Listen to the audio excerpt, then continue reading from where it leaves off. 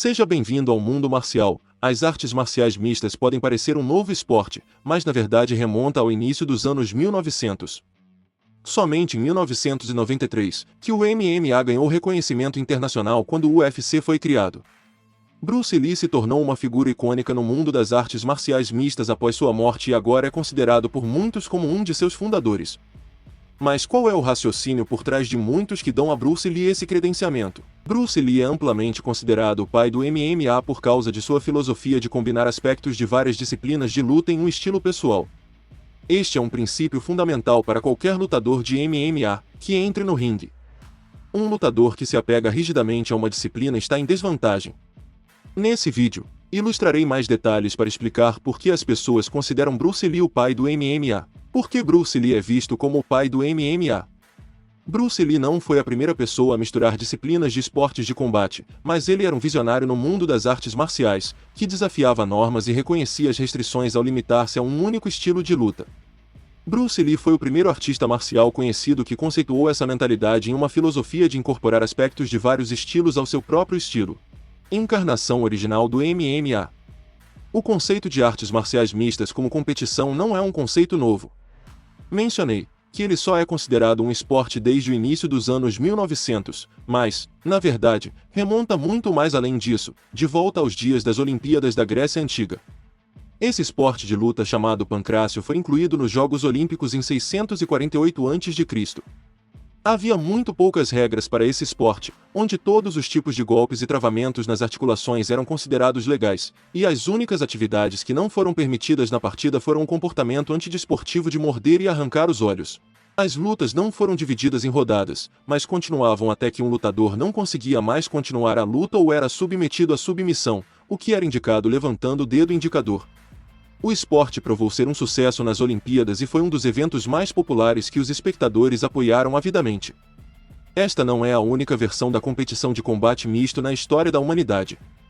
Sabe-se que exposições semelhantes de contato completo e eventos esportivos foram realizados no Egito, Japão, Rússia e até na Índia e no Brasil. Isso aponta para o fato de que misturar técnicas e estilos de luta em competições de combate antecede a influência de artistas marciais modernos como Bruce Lee. Como o MMA começou? Misturar vários estilos de luta em vários eventos esportivos no estilo de combate físico tornou-se muito popular no início dos anos 1900, onde houve um aumento na popularidade dos esportes de combate. É por isso que grande parte do MMA moderno afirma que essa é a época em que o MMA nasceu e da qual cresceu para o esporte que conhecemos hoje. Lutadores de várias disciplinas de esportes de combate começaram a colocar suas habilidades uns contra os outros, geralmente em eventos altamente divulgados, que atraíam muito interesse público. Por exemplo, praticantes de savate francês tiveram confrontos com os boxeadores ingleses.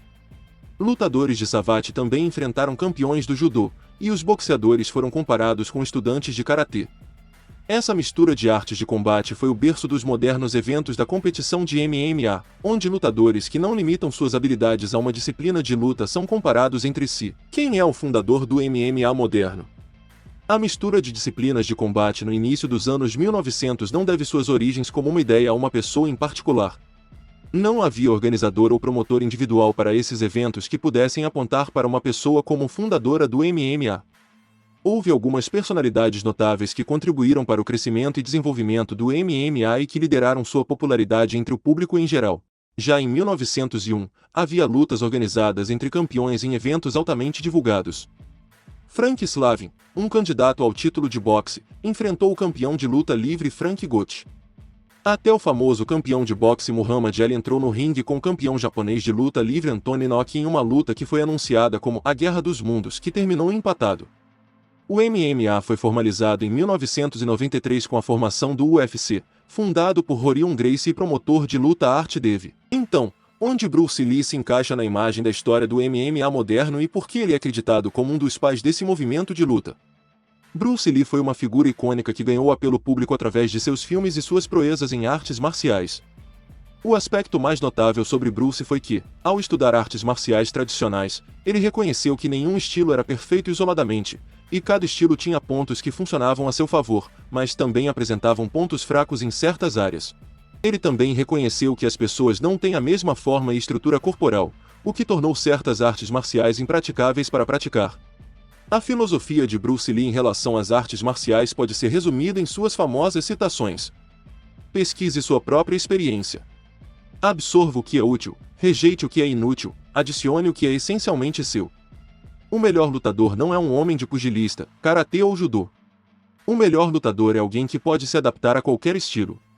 Ele chuta muito bem para um pugilista, arremessa muito bem para um homem de karatê e dá um soco bom demais para um judô. Palavras da filosofia de Bruce Lee. É essa filosofia e mentalidade que é a base central do espírito do MMA, que Bruce Lee incorporou em sua adoção e adaptação de muitos estilos de luta em seu próprio repertório. Essa maneira de pensar e de mente aberta sobre outros estilos é o que diferencia Bruce Lee de outros artistas marciais de seu tempo. É também esse modo de pensar que levou pessoas para acreditar Bruce sendo um dos pais do MMA moderno. Existe uma diferença entre Jeet Kune Do e o MMA? Jeet Kune Do não é MMA e também não é um estilo de luta, mas sim uma filosofia e conceito de combate, embora existem pessoas que o consideram como estilo. O próprio Bruce Lee não o descreveu como um novo estilo de luta, mas como um novo conceito ou mentalidade no mundo das artes marciais. Bruce Lee disse: "Você entende ou não, é isso. Jeet Kune Do não é MMA. É uma filosofia de artes marciais introduzida por Bruce Lee para libertar as pessoas de se restringirem a um estilo de artes marciais e incorporar aspectos de outros estilos em um estilo pessoal.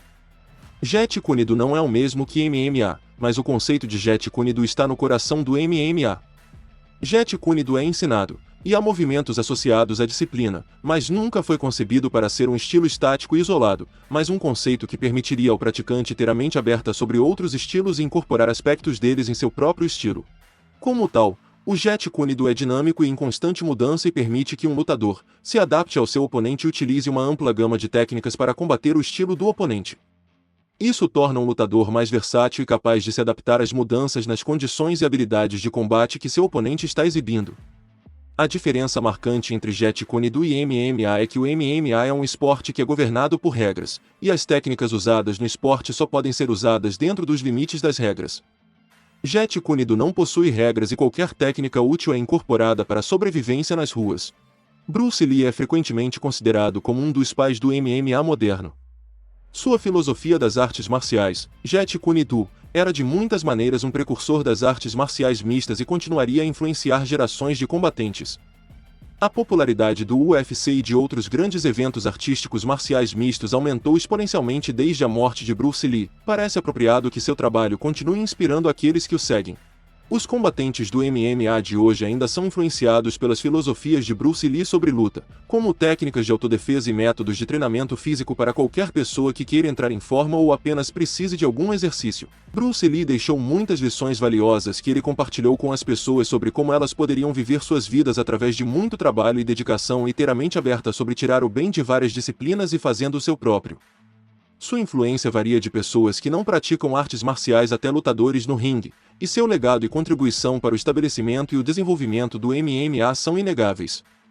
Se gostou, curta, inscreva-se, comente, compartilhe, ative as notificações e até a próxima.